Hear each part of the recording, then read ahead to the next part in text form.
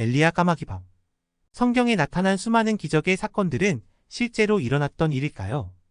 엘리야 선지자 시대 때의 한 사건을 통해 하나님의 역사 방법을 정확하게 알아보겠습니다. 열왕기상 17장 1절에서 7절. 길르앗에 우거하는 자 중에 디셉 사람 엘리야가 아합에게 말하되 내가 섬기는 이스라엘의 하나님 여호와께서 살아계심을 두고 맹세하노니 내 말이 없으면 수년 동안 비도 이슬도 있지 아니하리라 하니라. 여호와의 말씀이 엘리야에게 임하여 이르시되 너는 여기서 떠나 동쪽으로 가서 요단 앞 그리 시냇가에 숨고 그 시냇물을 마시라. 내가 까마귀들에게 명령하여 거기서 너를 먹이게 하리라. 그가 여호와의 말씀과 같이 하여 곧 가서 요단 앞 그리 시냇가에 머물매 까마귀들이 아침에도 떡과 고기를 저녁에도 떡과 고기를 가져왔고 그가 시냇물을 마셨으나 땅에 비가 내리지 아니하므로 얼마 후에 그 시내가 마르니라. 이것은 아주 놀라운 기적적인 이야기입니다. 먼저 이 시대적 상황을 살펴보겠습니다. 지금으로부터 약 2900여 년 전 이스라엘은 남유다와 북이스라엘로 나뉘어졌고 북이스라엘의 아합 왕 때 엘리야가 보내심을 받았습니다. 남유다는 보다 하나님을 잘 믿었으나 북이스라엘은 우상숭배와 이방의 풍속을 좇는 등 하나님 보시기에 죄악을 행했습니다.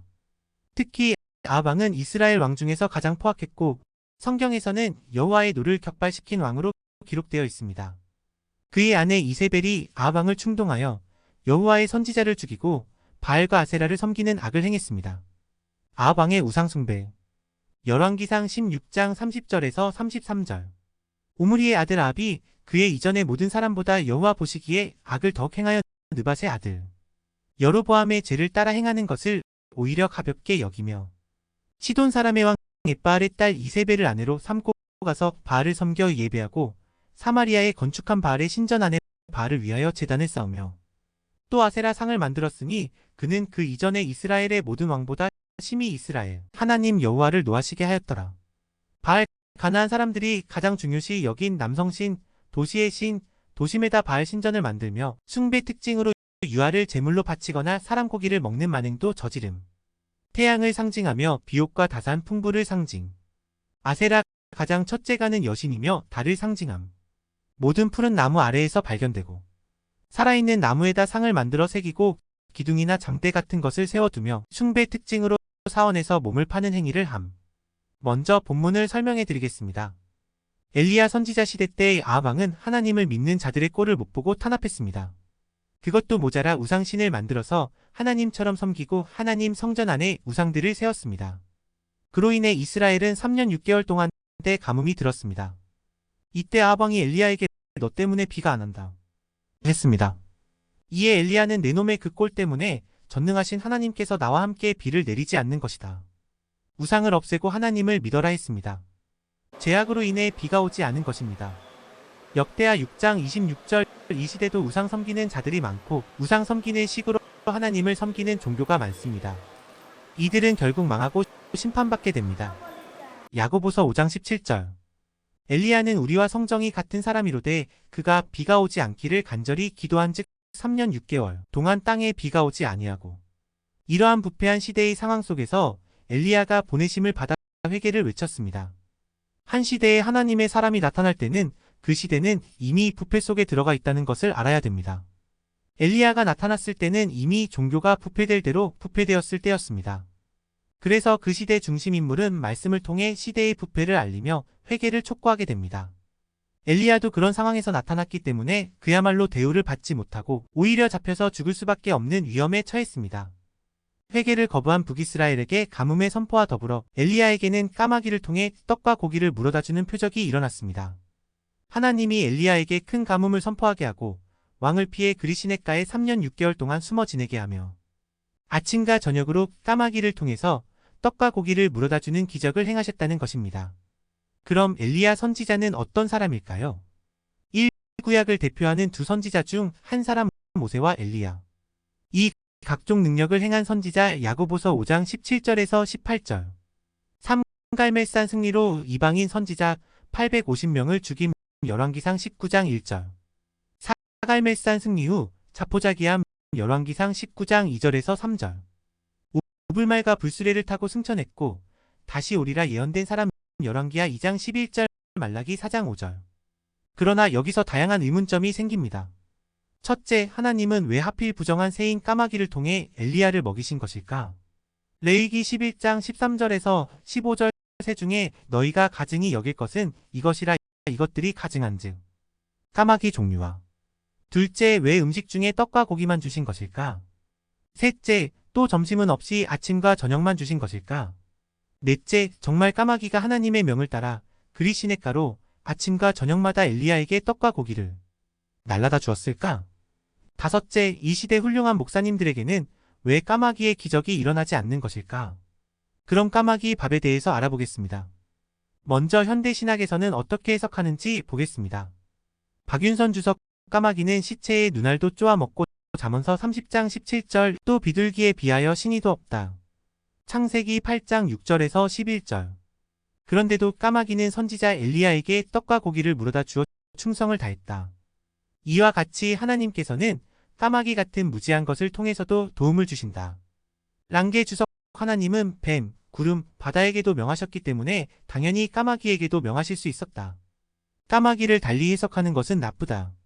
베이커 주석, 사람들은 까마귀가 어떻게 떡과 고기를 가져왔으며 또 엘리야는 모든 떡을 꺼림없이 어떻게 먹을 수 있는가를 의아하게 생각한다. 하나님의 명령에 따라 기적적으로 보냄을 받은 까마귀라는 것을 모르고 산다. 까마귀에 대해서 너무 모른다. 동물이라고 순종 안 하는 것이 아니라 하나님이 시키면 동물도 하는 것을 모르고 산다. 모든 주석이 문자 그대로의 기적이 일어났다고 말하고 있는데요. 그렇다면 정말 까마귀가 떡과 고기를 가져다 주었을까요? 까마귀밥의 실체를 살펴보겠습니다. 1. 본문의 까마귀는 어디까지나 비유입니다. 하나님께서 미신을 섬기는 자들을 까마귀로 비유로 말씀하신 것입니다. 그 당시 우상을 섬기던 자들은 하나님이 보시기에 까마귀였던 것입니다. 하나님을 믿지 않으면 하나님 보시기에는 죽은 자들입니다. 그래서 죽음을 상징하는 까마귀에 비유한 것입니다. 미신을 섬기는 자들에게 빠지지 않는 제사 음식이 있으니 바로 떡과 고기입니다. 사무엘하 6장 18절에서 19절. 성경에서도 제물을 드릴 때에는 아침, 저녁으로 떡과 고기를 번제로 드렸습니다. 출애굽기 29장 38절에서 41절. 게다가 그때는 가뭄이 극심할 때였으니 비가 오게 해달라며 더 정성스럽게 제사를 드렸을 것입니다. 가뭄이 들어 풀들이 죽고 풀을 먹는 초식동물이 죽고 육식동물이 죽어가는 가운데 귀한 떡과 고기를 까마귀가 가져다 줄 수 없습니다.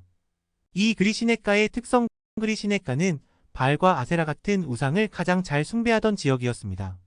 3. 까마귀의 실체는 우상 숭배자들로서 영적으로 죽은 자를 말합니다.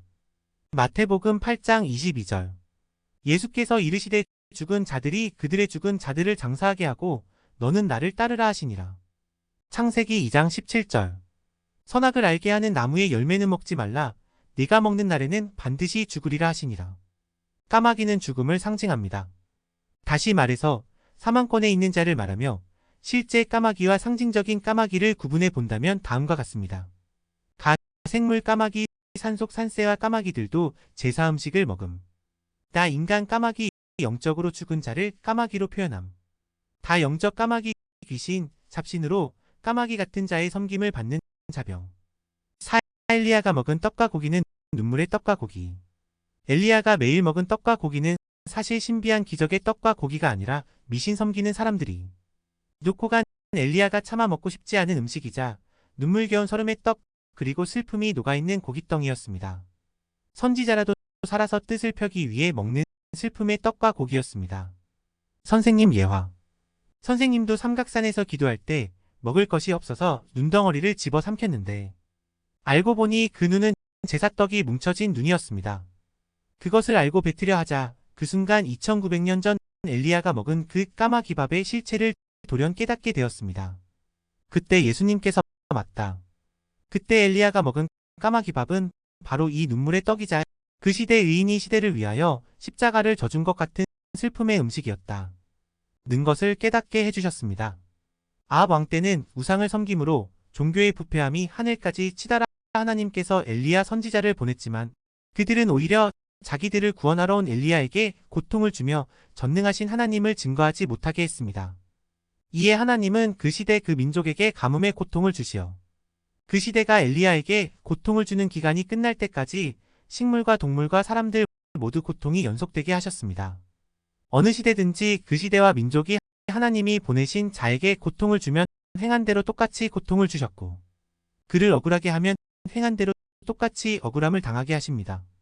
이처럼 시대가 악함으로 엘리야처럼 선하고 의로운 선지자가 핍박을 받아 죄를 대신해서 탕감 조건을 세워주는 고난의 길을 가게 된 것입니다. 이 시대 역시 엘리야 시대와 같습니다.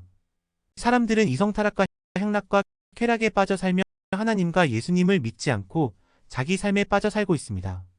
이때 엘리야를 통해 그 시대를 구원하였듯이 이 시대 역시 하나님은 그와 같은 역사를 일으키고 있습니다.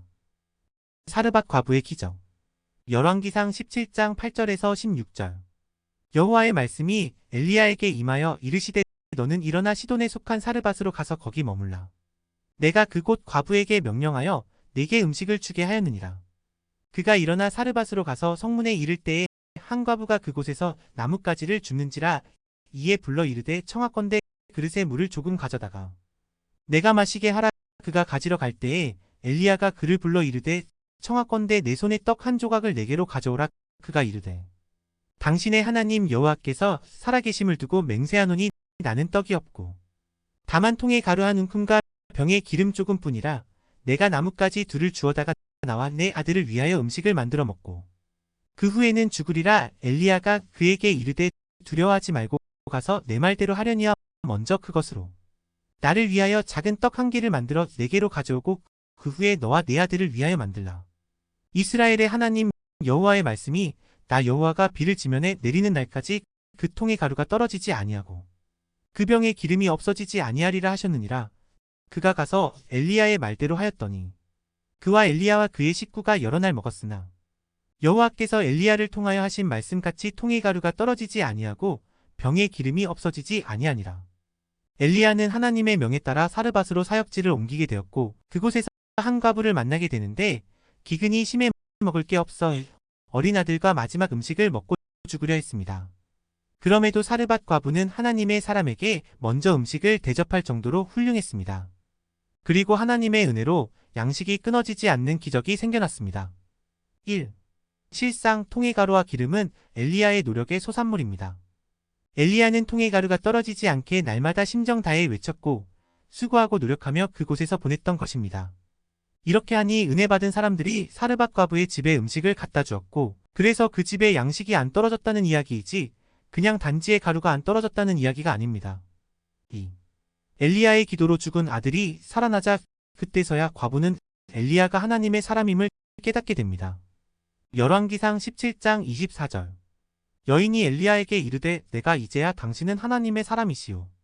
당신의 입에 있는 여호와의 말씀이 진실한 줄 아노라 하니라. 여인의 이제야 알았다. 라는 말은 가루와 기름통에서 진짜 기적이 일어났다며 진작에 엘리야를 하나님의 사람으로 믿었어야 했으나 그렇지 못했다는 것입니다. 사르밧 과부조차 하나님이 은근히 함께 하셔서 잘되게 해주셨는데도 너무 순조롭게 사람 통해 역사를 베푸시니 인생의 기적이 일어나도 잘 몰랐던 것입니다. 어려운 위기를 다 면해 주었는데도 나중에는 있으나마나 한 자로 대하다가 아들이 죽게 되는 어려움을 겪게 된 것입니다. 아들이 엘리야의 기도를 통해 살아나게 되자 다시금 깨닫게 되었습니다. 3. 기적이란 시대 말씀을 듣고 하나님을 믿는 것입니다. 하나님이 볼 때는 다른 것이 기적이 아니라 영혼이 죽은 자들이 하나님을 믿고 살아나는 것이 가장 큰 기적입니다. 그리고 그의 말을 들은 많은 사람들이 사망권에서 마음을 돌이키고 생명권으로 돌아와 더 이상 우상에 절하지 않고 하나님을 믿고 그 시대 구원을 이룬 것이 하나님이 보실 때 더욱 최고의 기적 중의 기적이요 이적 중의 이적입니다. 사르밧 과부가 엘리야 말씀을 듣고서 큰 깨달음과 함께 하나님을 믿게 된 것이 오히려 놀라운 기적이었습니다. 선생님의 체험. 옛날 선생님 집에도 쌀이 떨어졌을 때 외할머니가 쌀을 4~5대씩 머리에 이고 오셔서 갖다 주고 가셨습니다. 선생님 외할머니 댁은 잘 살았는데 어머니는 외할머니가 다녀간지 모르고 쌀 단지에 쌀이 있으니까 이게 웬일이야? 참 이상하네. 분명 쌀을 다 먹었는데 신이 돕네 신이 도와 하시며 장독대 앞에서 절하고 감사하다고 한 적이 있습니다. 선생도 이것을 모르고 이상하다 생각했습니다. 외할머니가 사르밧 과부처럼 가루단지에 넣어주고 간 것입니다. 누구든지 표적을 크게 보지만 알고 보면 표적이 아니라 순리입니다. 성경뿐 아니라 모든 일이 몰랐을 땐 표적이나 실체를 알았을 땐 상식적인 일이 되는 법입니다. 결론 1. 성경은 비유와 상징으로 씌어 있음을 알아야 합니다. 에스겔 20장 49절 내가 이르되 아주 여호와여 그들이 나를 가리켜 말하기를 그는 비유로 말하는 자가 아니냐. 하나이다 아니라. 까마귀밥은 기적의 떡과 고기가 아니라 눈물의 우상 제물이었으며 사르밧 과부의 기적도 실상은 엘리야의 노력과 수고의 소산이었습니다. 2. 까마귀밥에 담긴 중심인물들의 심정을 알아야 합니다. 까마귀밥이란 고생과 눈물의 떡이요. 시대가 악함으로 인해 선지자가 겪어야 되는 고난의 길이라는 것입니다. 아니 어떻게 선지자가 우상의 제물을 먹을 수 있나? 라고 물을 수도 있으나 엘리야도 악한 시대의 사명을 온전히 감당하기 위해서라면 우상의 제물이라도 먹을 수밖에 없었습니다. 먹는 음식이 더러운 것이 아니라 사람의 마음과 생각이 더러운 것입니다. 마태복음 15장 11절 고루 까마귀밥은 영광의 기적과 영광의 떡이 아니라 고생과 눈물의 떡입니다. 또한 시대가 악함으로 대신하여 죄를 탕감해주는 조건을 세워주어야 하는 시대 중심인물의 심정을 알아야 합니다. 3. 엘리야 시대를 통해 이 시대를 향한 경고를 받아들여야 합니다. 엘리야 시대 때 하나님의 심판을 받은 원인은 우상숭배와 음란이었습니다. 하나님은 이러한 것을 가장 싫어하십니다. 그러나 이 시대는 엘리야 시대보다 더 악하고 더 음란하며 더 패역한 시대가 되고 말았습니다. 지금도 개인의 우상숭배, 음란, 타락, 물질중심 등 이러한 죄악으로 인해 하나님의 심판이 무섭게 일어나고 있습니다. 모두 회개해야 합니다. 주님은 지금 우리에게 엘리야가 갈멜산에서 바알이냐 여호와냐 너희는 선택하라 했던 것처럼 묻고 계십니다. 열왕기상 18장 21절 엘리야가 모든 백성에게 가까이 나아가 이르되 너희가 어느 때까지 둘 사이에서 머뭇머뭇하려느냐. 여호와가 만일 하나님이면 그를 따르고 바알이 만일 하나님이면 그를 따를지니라니 백성이 말 한마디도 대답하지 아니하는지라. 우리 인생 앞에는 두 길, 육적인 길과 영적인 길이 있습니다. 오직 한 길만이 갈 길입니다. 인생의 한 길은 쓸모없는 길입니다. 가서는 안 되는 길입니다. 실패의 길이요 고통의 길입니다. 그러나 다른 한 길은 고생이 되더라도 몸부림을 쳐서라도 꼭 가야만 하는 길입니다. 생명과 희망의 길이고 성공의 길입니다. 육적인 길은 세상을 향해 가는 길이고 바알의 길이며 영적인 길은 하늘을 향해 주님을 향해 가는 길입니다. 육을 중심하여 살면 영의 몸이 육에 이끌려 살게 되어 결국 넓은 사망 길로 가게 됩니다. 그러나 육이 영의 몸과 생각을 따라 살면 육이 영의 몸에 이끌려 영생 길을 가게 됩니다. 영적인 길을 선택함으로 주님의 온전한 축복을 받는 여러분이 되시길 바랍니다.